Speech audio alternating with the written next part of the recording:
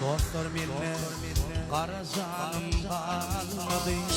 Lal olsa da barıştım bir yönü olguyunu gelmedi. Gülledin esimden geçen asla kara vermedi.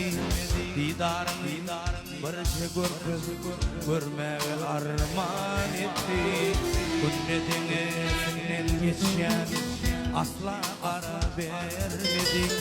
Didarını barışı görmeye armağan ettiler.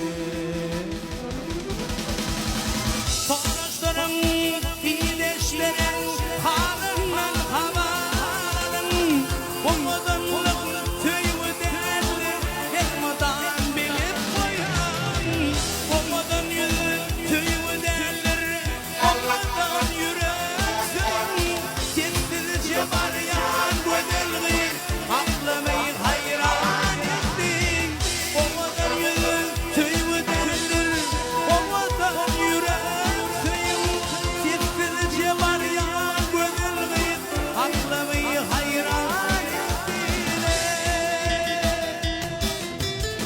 sessizce var ya gözülgü aklımı hayran